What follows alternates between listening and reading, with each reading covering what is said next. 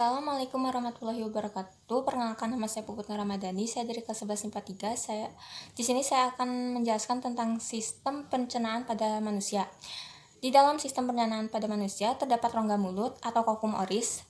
Di dalam rongga mulut tersebut terjadi pencernaan fisik dan kimia atau disebut juga dengan enzim amilase atau enzim ptialin.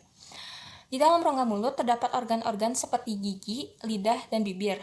Gigi berfungsi untuk mengunyah atau pencernaan fisik, lidah untuk pengecap rasa, dan bibir untuk menahan makanan agar tidak tumpah.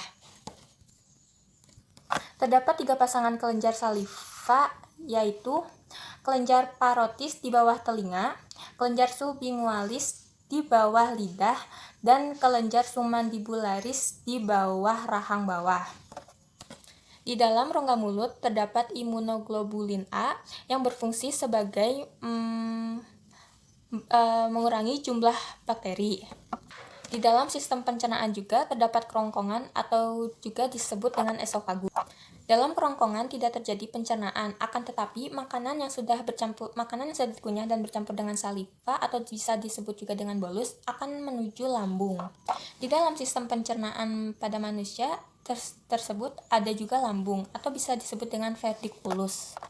Di dalam lambung terdapat 3 bagian, yaitu kardiak, fundus, dan pilorus.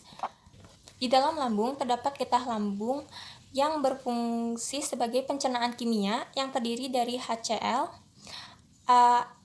enzim pepsin, dan enzim renin.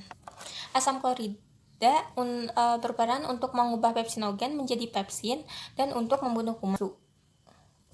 Di dalam sistem manusia terdapat usus halus atau bisa juga disebut dengan intestinum. Di dalam usus halus terdapat 3 bagian, yaitu duodenum, jejunum, dan ileum. Di dalam usus halus terdapat getah pencernaan yang berasal dari pankreas dan hati atau bermuara duodenum. Di dalam duodenum, lemak akan dimulsikan oleh cairan empedu yang berasal dari hati. Lemak yang amilase akan memecahkan polisakarida menjadi disakarida. Kimotripsin akan mencerna polipeptida atau protein menjadi dipeptida. Pankreas juga menghasilkan natrium bikarbonat untuk menetralkan kim dari lambung.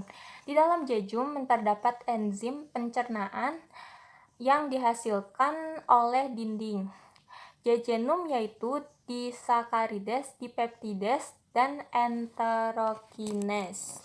Di dalam jejum terdapat enzim pencernaan yang dihasilkan oleh dinding jejunum, yaitu disakarides, dipeptides, dan enterokines. Disakarides memiliki 3 bagian, yaitu maltase mengubah maltosa menjadi 2 molekul gula. Sukres mengubah sukrosa menjadi glukosa dan fruktosa.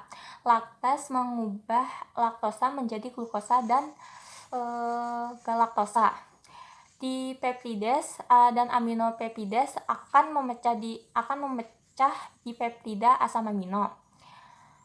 Enterokines berfungsi mengaktifkan tripsinogen menjadi tripsin. Di dalam ileum zat makanan yang diserap beberapa monomer.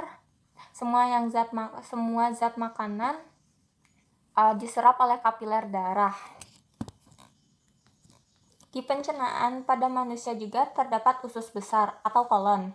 Terdiri atas 3 bagian, yaitu anseden naik, transeden mendatar, dan descenden menurun. Di dalam usus besar terdapat bakteri pembusuk dan terjadi pula reabsorpsi air oleh kolon jika tubuh kekurangan air.